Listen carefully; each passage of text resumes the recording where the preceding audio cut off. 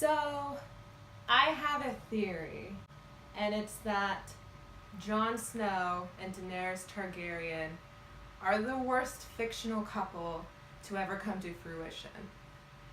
And you might be like, worst ever? Doesn't that seem a bit extreme? Haven't they technically only been together for one episode?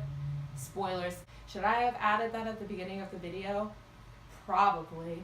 But I don't know, I feel like at this point, if you're not caught up on Game of Thrones, you're kind of going at these videos at your own risk then. Anyway, aren't there fictional characters out there that are a lot worse than Jon and Dany?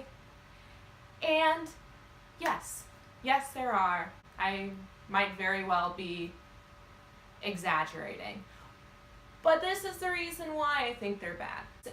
There are other TV and movie and fictional couples that have a lot more screen time, and every time they come on, they're just really annoying and bad.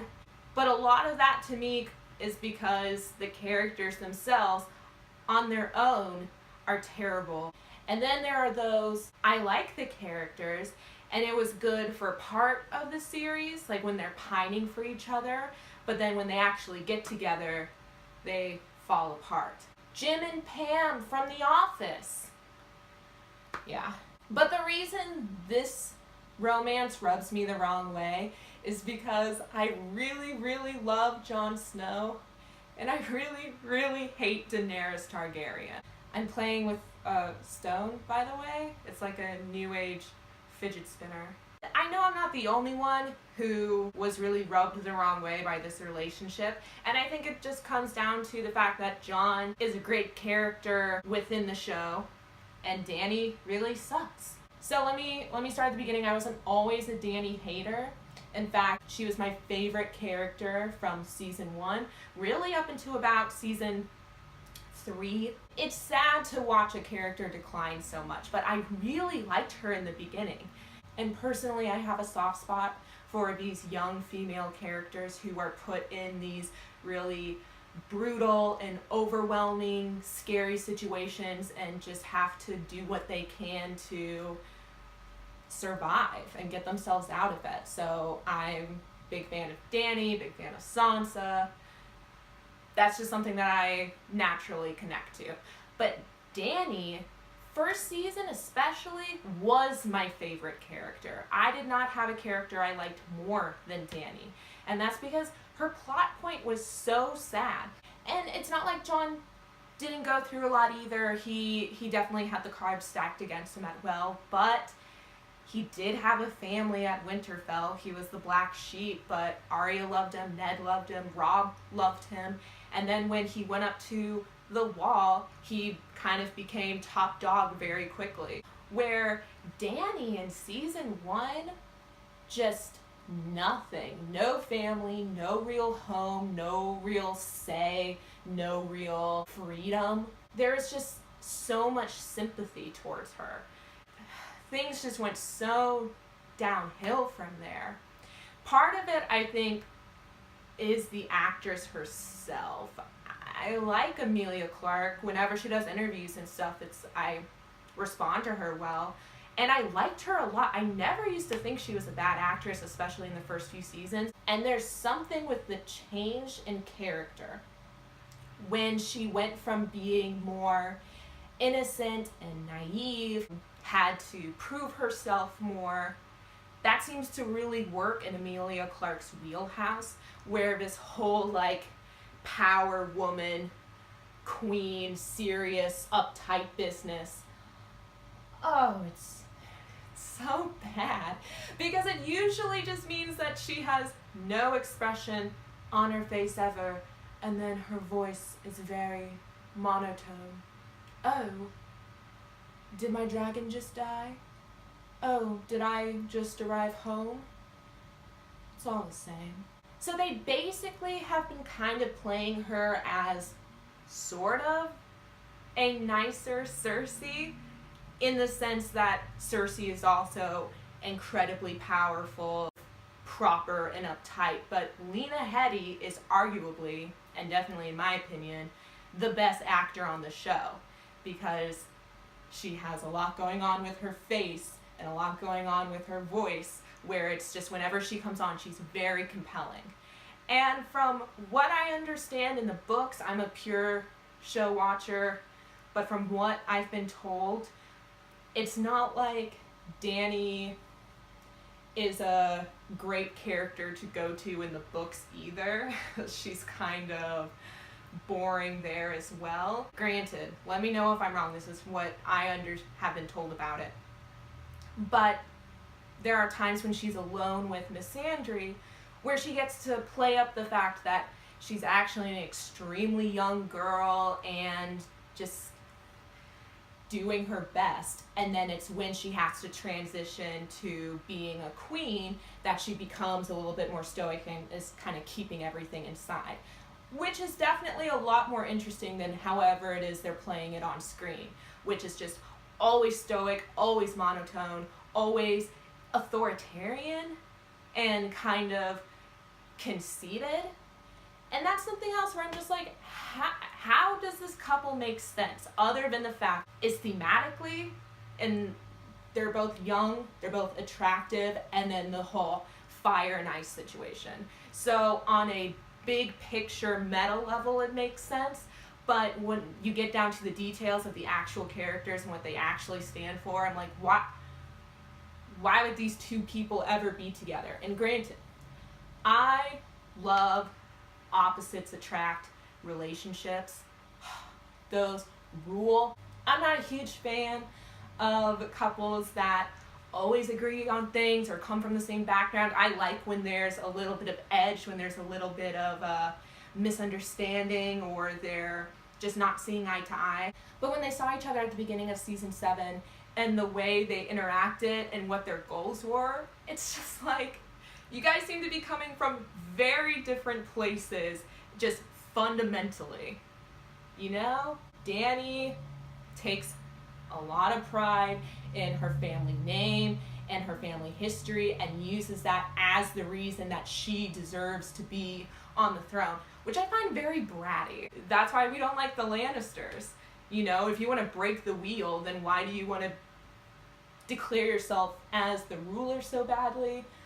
I don't know where they're going with it. There's a lot of theories that there's like, she's kind of treading into Mad Queen territory, which I would like a lot. I wish they would just shove her over there rather than tiptoe around it.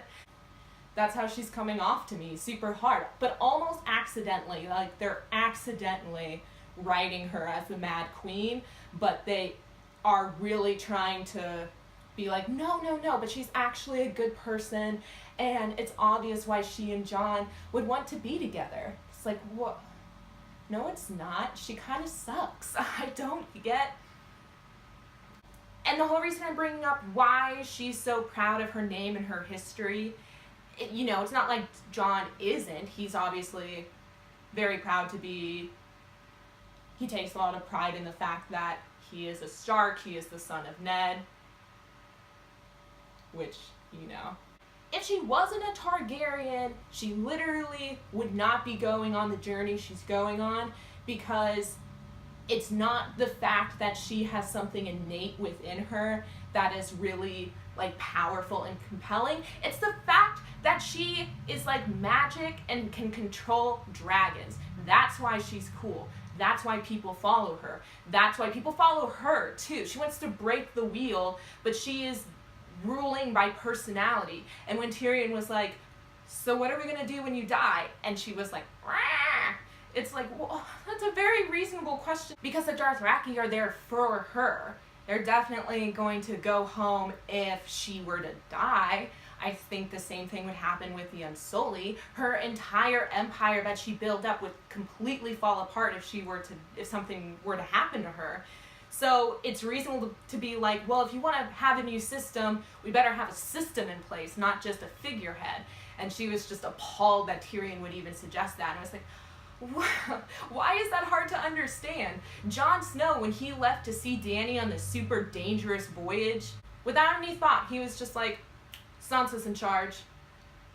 And that was that. Because Jon is willing to put himself on the line almost to a fault, because he's constantly getting into terrible situations, if not dying. You can see why people follow him. It's not because of his name. It's not because he feels like he has the right to rule. It's not because he has some sort of magic blood that makes him control like dire wolves or something. It's just because he's brave and he's never going to make people do something he wouldn't do himself.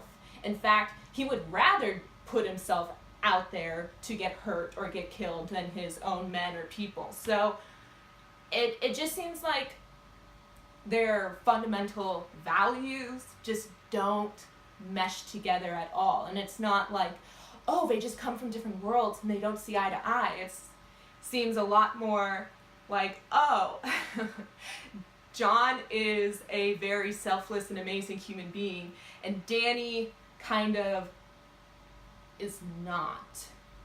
And I know she went up to save them and she lost one of her dragons, so it's like, no, she did sacrifice something. But that whole plot line was also stupid and terrible, and they just did it as a way for the White Walkers to get a hold of a dragon. You know, that's how I see it, as not to show how selfless Dany is, because honestly that's out of character.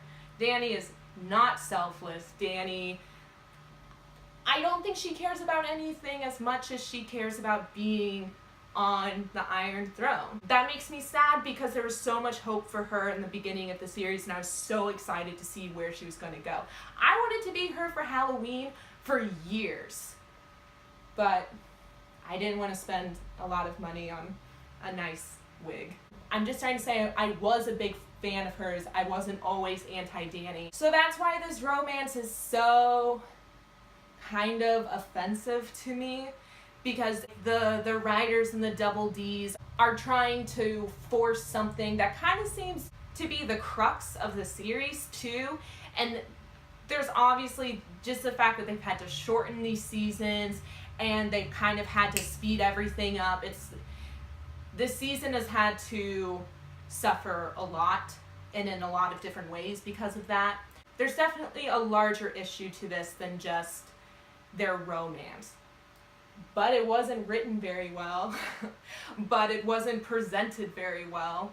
But I don't see why they would actually be into each other, except for the fact that they're both young and pretty. Remember Ygritte? That was like an opposites attract situation that made sense, where they come from different worlds, they are not supposed to like each other, she's feisty and she has an attitude and is clever, but their values were the same in that they both really care about their people and they really care about their family and they just want to do what's best for the people they love. That was a good romance. That was probably the best romance in the series. And who was that with? Jon Snow. So you want to tell me that the crux of the series is on this second romance that's not nearly as good as the first romance that I just witnessed not too long ago? You see how this is infuriating? And how this can cause a lot of stress and a bit of a riff with how I'm supposed to take in the series? I don't know. Obviously, I'm still excited for season 8. I'm interested to see what they're going to do and how they're going to play this out. I've always been convinced that Dany is going to die by the end of the series, but now, that's another reason I don't like it. Now that they're entangled, pretty sure Jon's going to die too. Pretty sure they're going to die together, like some sort of more brave, heroic Romeo-Juliet situation. We'll see. We only have a year and a half to go. So, let me know, is this your least favorite romance in all of fictional history? Just your least favorite romance in the show? Can you think of a romance that's even worse than this one? Leave it in the comments below. I'll see you guys next time. Bye!